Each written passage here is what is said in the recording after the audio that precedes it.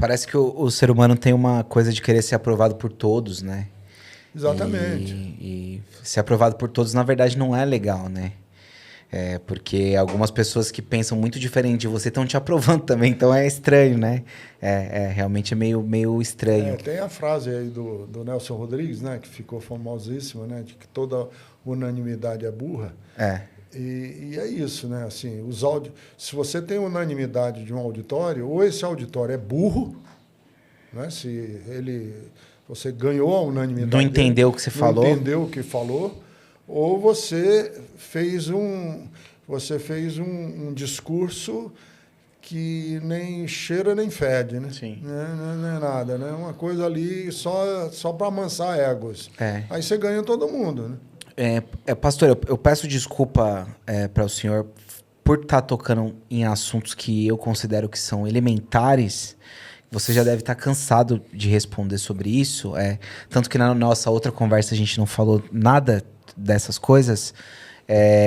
Mas eu acredito que para algumas pessoas seja importante ouvir essas coisas que você já falou 500 mil vezes no YouTube e tal. Então eu até peço desculpas porque eu sou realmente... Eu vim com o Walter aqui para ele me ajudar exatamente.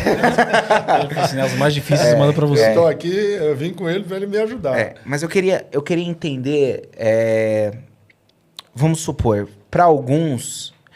O que vocês estão fazendo é desconsiderar o texto bíblico, porque eles acreditam que o texto bíblico condena essa prática homossexual.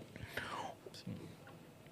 Vocês têm uma visão diferente dos textos que falam sobre isso, ou realmente vocês estão desconsiderando esses textos? Você quer que eu comece? Vai lá, Walter, vai lá. Então...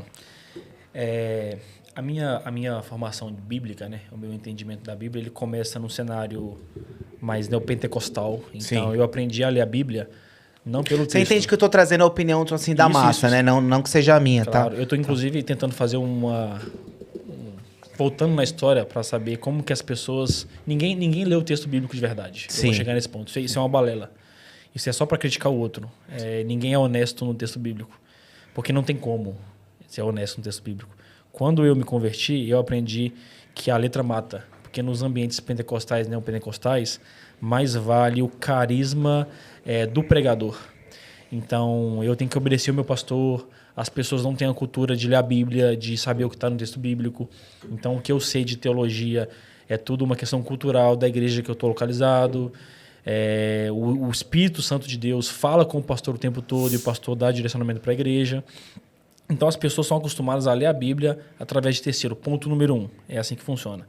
Ponto número 2. Eu saí desse ambiente e fui para um ambiente reformado, que talvez são as pessoas que ditam a teologia e o que a Bíblia diz no Brasil. Sim.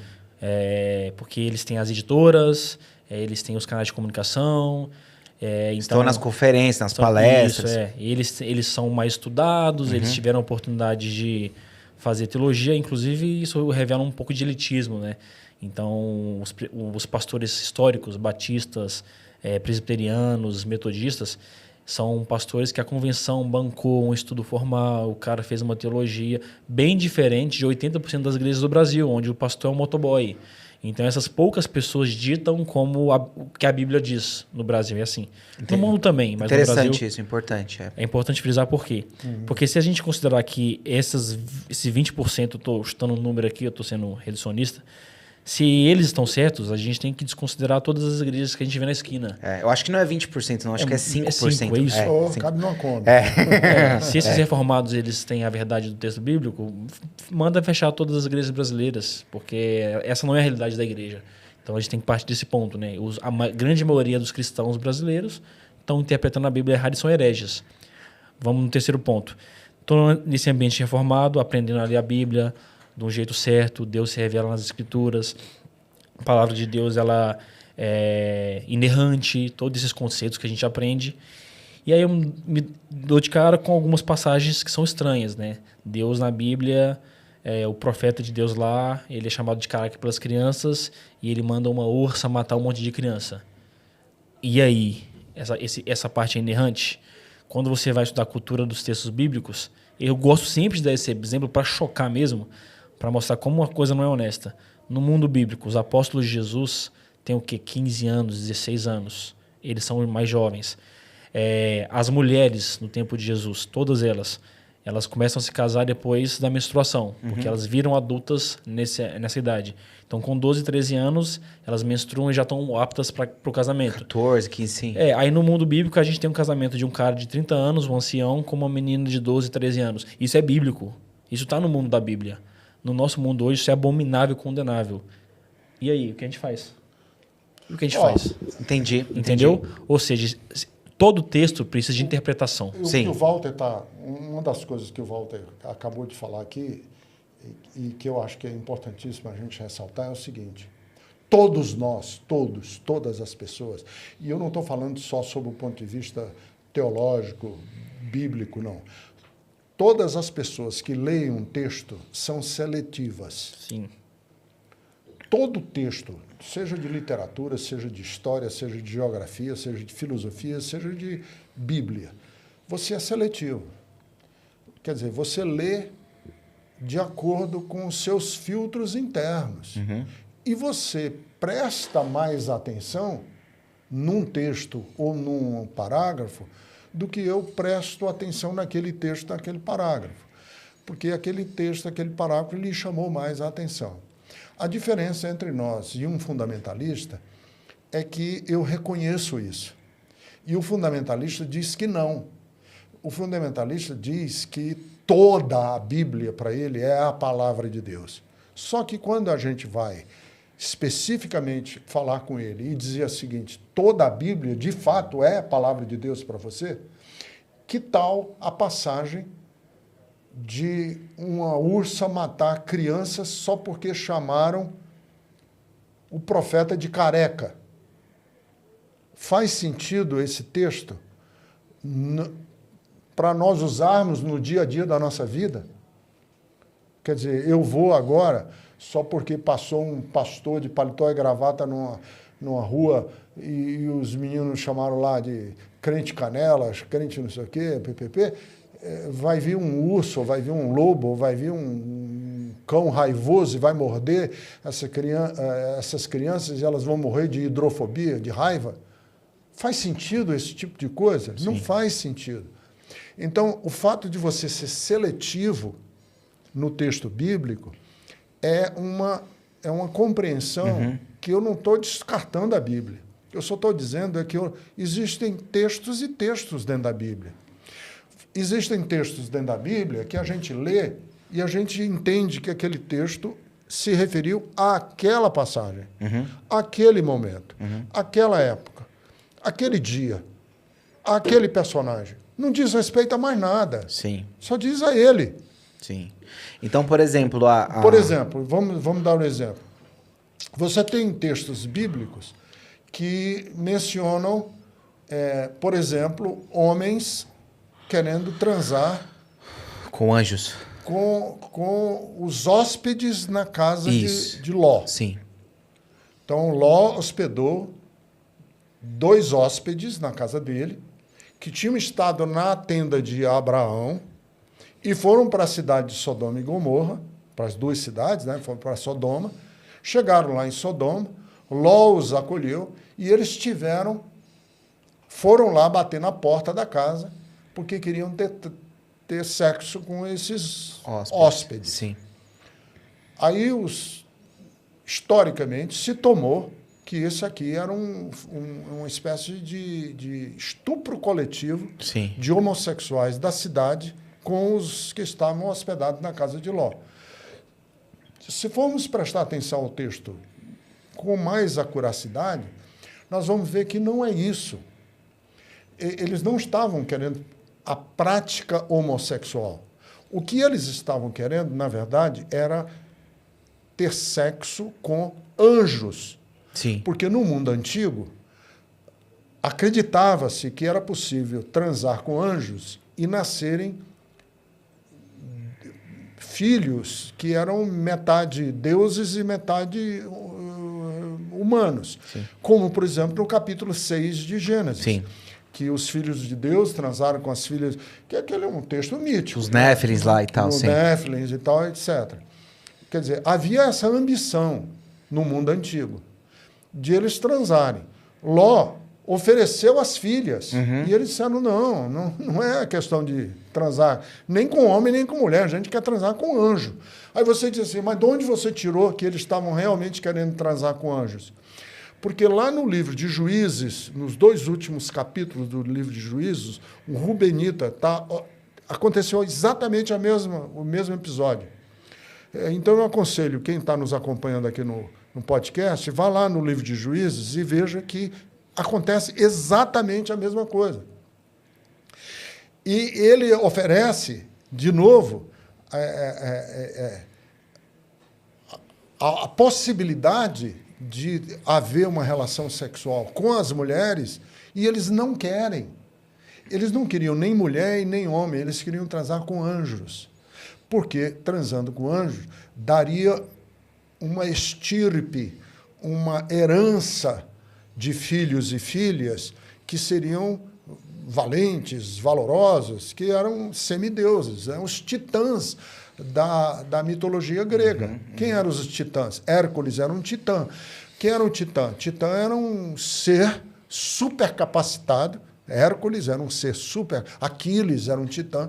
Seres super capacitados, com poderes extraordinários, porque eram metade humanos e metade deuses. E era essa a ambição. Então, você pega o texto com a lente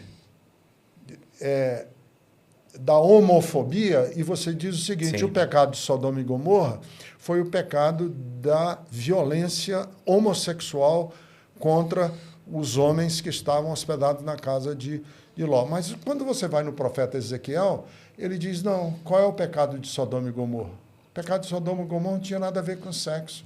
Hospitalidade, né? Era a falta de hospitalidade, era a falta de justiça. Foi esse o pecado que destruiu com Sodoma e Gomorra. Tá?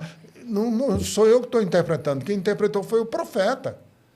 E aí você, então, descarta um texto bíblico na sua profundeza e na sua grandeza para poder condenar uma parcela da população que tem essa peculiaridade de ser homossexual, mas eles não são promíscuos, não são pessoas selvagens, que estão aí, predadores, que estão destruindo com a sociedade. São pessoas que querem constituir família, que querem viver, querem ser aceitos, querem ser amados e amadas, como todos nós queremos ser.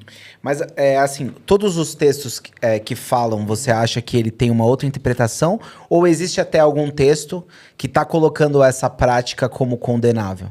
Exemplo. Não, deixa eu dar um exemplo antes para mostrar. Fala lá. Porque a gente estava discutindo na passagem de Sodoma e Gomorra, que talvez é a mais clássica, a primeira, né?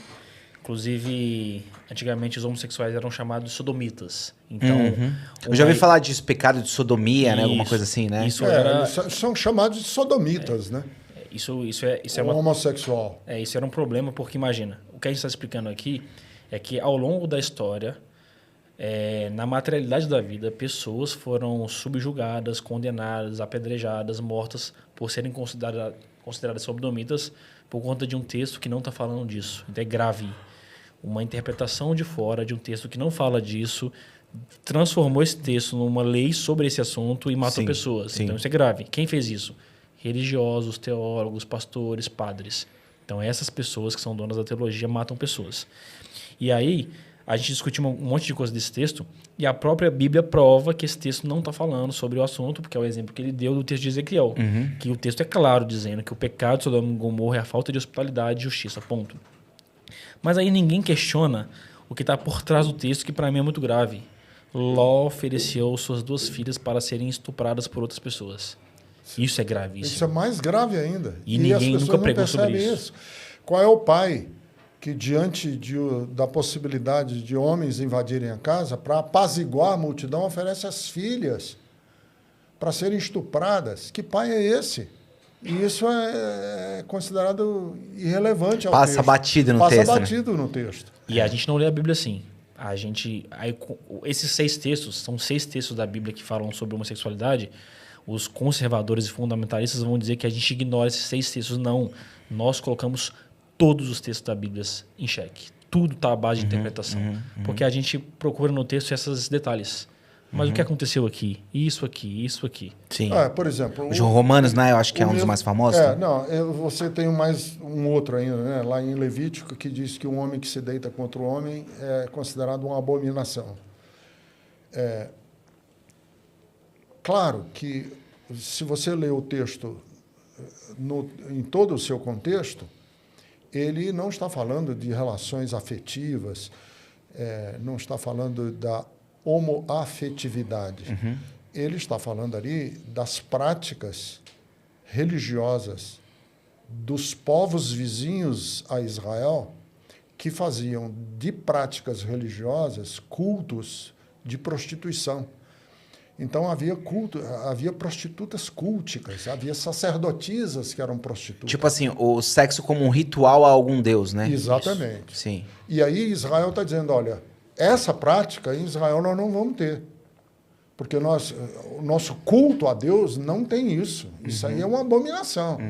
E claro, se alguém viesse com essa proposta hoje em dia, eu diria a mesma coisa. Isso é uma abominação. É uma abominação porque eu não estou falando da peculiaridade humana de uma pessoa se sentir afetiva e sexualmente atraída por uma pessoa do mesmo sexo. Isso é uma peculiaridade humana. Não tem absolutamente nada a ver com perversão, com pecado original, com queda, com uma distorção do propósito de Deus. Isso é uma peculiaridade humana. Tão peculiar como é o fato de uma pessoa nascer canhota, ou uma pessoa nascer com uma habilidade extraordinária para pintar. É uma peculiaridade humana.